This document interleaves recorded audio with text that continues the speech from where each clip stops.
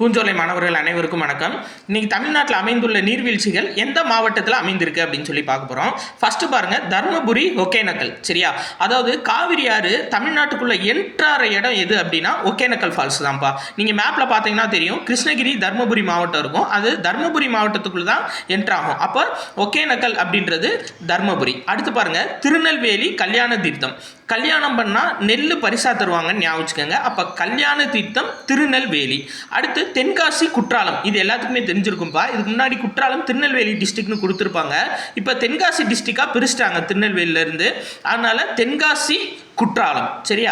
அடுத்து தேனி அப்படின்றது கும்பக்கரை மற்றும் சுருளி ஃபால்ஸ். இது எப்படி ஞாபகிக்கிறேன்னா, ஒரு கும்பத்துக்குள்ள தேனி சுருண்டு சுருண்டு கூடு கட்டியிருக்கு அப்படின்ற மாதிரி ஞாபகம் வச்சுக்கோங்க. அப்போ தேனி அப்படின்றது கும்பக்கரை, சுருளி. அடுத்து பாருங்க, நாமக்கல் ஆகாய கங்கை. ஆகாயத்திலேருந்து கல் உழுகுன்னு ஞாபகம் வச்சுக்கோங்கப்பா.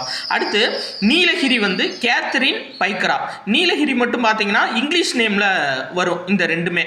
அதாவது ஒரு கிறிஸ்டியன் நேம் மாதிரி வரும். ஸோ நீலகிரி, ஊட்டி போனோம்னா அங்கே சர்ச்சு நிறையா இருக்கும்ல, நம்ம பார்த்தா. அப்போ நீலகிரின்றது கேத்தரின் பைக்கரா. அடுத்து சேலம் அப்படின்றது கிள்ளியூர். இப்போ சேலம் அப்படின்னா மாம்பழம் ஃபேமஸ்ன்னு தெரியும். அப்போ கிளிமூக்கு மாம்பழம் ஞாபகம் வச்சுக்கோங்க. சேலம், கிள்ளியூர்.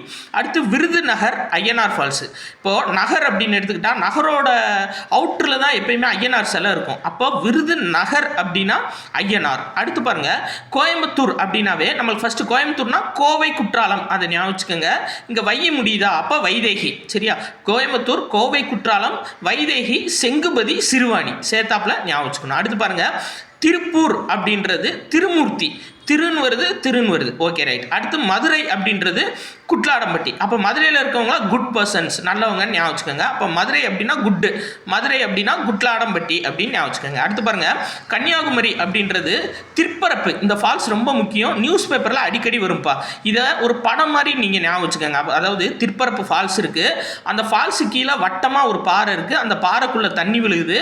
அதில் ஒரு உலக்கையை போட்டிருக்காங்க. சைடில் ஒரு காளி சிலை இருக்குன்ற மாதிரி ஒரு படம் மாதிரி ஞாபகம் வச்சுக்கோங்க. அப்போ கன்னியாகுமரி திற்பரப்பு, வட்டப்பாறைக்குள்ளே தண்ணி விழுகுது, வட்டப்பாறை. அதில் ஒரு உலக்கை வச்சுருக்காங்க, உலக்கை. ஒரு ஓரமாக காளி சிலை இருக்குது, காளிகேசம். இதுதான்ப்பா. நன்றி.